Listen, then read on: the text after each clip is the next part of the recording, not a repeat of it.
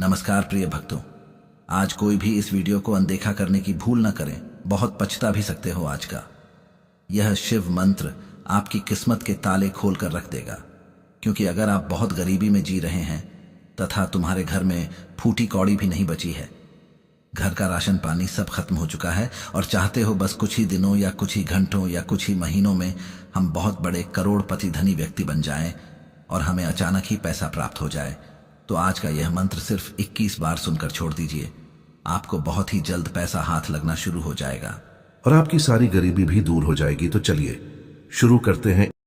ओम शशिशेखराय कपालिने गंगाधराय भगवते ज्ञानभूताय रुद्रदेहाय धनप्रदाय चामार्मताम्।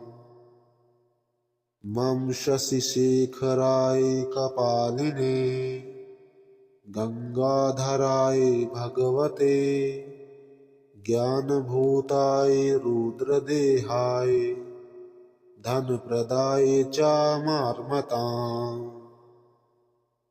ॐ शशिशेखरं कपालिने गंगाधराय भगवते ज्ञानभूताय रुद्रदेहाय धनप्रदाय चामार्मताम्। ॐ शशिशेखराय कपालिने गंगाधराय भगवते ज्ञानभूताय रुद्रदेहाय धनप्रदाय चामार्मताम्। ॐ शशिशेखराय कपालिने गंगाधराय भगवते ज्ञानभूताय रुद्रदेहाय धनप्रदाय चामार्मताम्। ॐ शशिशेखराय कपालिने गंगाधराय भगवते ज्ञानभूताय रुद्रदेहाय धनप्रदाय चामार्मताम्। ॐ शशिशेखराय कपालिने गंगाधराय भगवते ज्ञानभूताय रुद्रदेहाय धनप्रदाय चामार्मताम्। मम शशिशेखराय कपालिने गंगाधराय भगवते ज्ञानभूताय रुद्रदेहाय धनप्रदाय चामार्मताम्। ॐ शशिशेखरं कपालिने गंगाधराय भगवते ज्ञानभूताय रुद्रदेहाय धनप्रदाय चामार्मताम्। ॐ शशिशेखराय कपालिने गंगाधराय भगवते ज्ञानभूताय रुद्रदेहाय धनप्रदाय चामार्मताम्।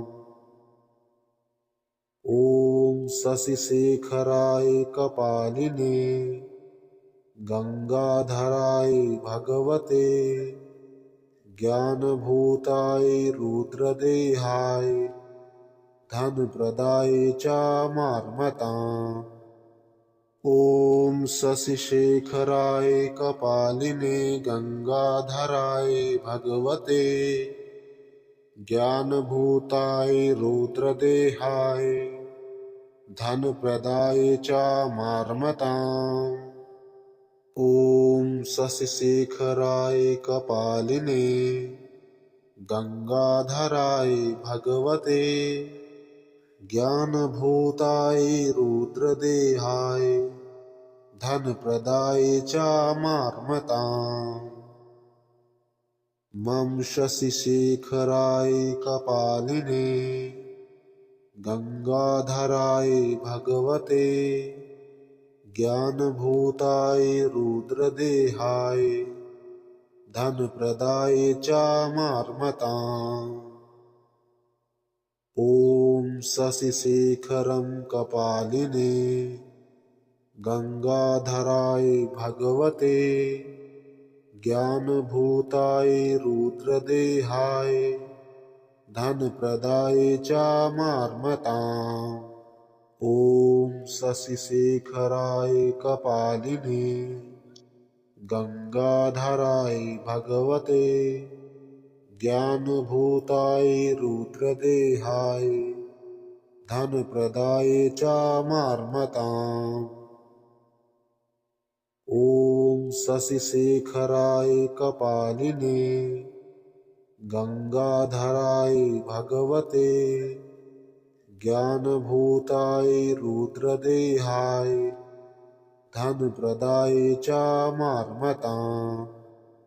ॐ शशिशेखराय कपालिने गंगाधराय भगवते ज्ञानभूताय रुद्रदेहाय धनप्रदाय चामार्मताम्। ॐ शशिशेखराय कपालिने गंगाधराय भगवते ज्ञानभूताय रुद्रदेहाय धनप्रदाय चामार्मताम्। मम शशिशेखराय कपालिने गंगाधराय भगवते ज्ञानभूताय रुद्रदेहाय धनप्रदाय चामार्मताम्। ॐ शशिशेखरं कपालिने गंगाधराय भगवते ज्ञानभूताय रुद्रदेहाय धनप्रदाय चामार्मताम्। ॐ शशिशेखराय कपालिने गंगाधराय भगवते ज्ञानभूताय रुद्रदेहाय धनप्रदाय चामार्मताम्। ॐ शशिशेखराय कपालिने गंगाधराय भगवते ज्ञानभूताय रुद्रदेहाय धनप्रदाय चामार्मताम्।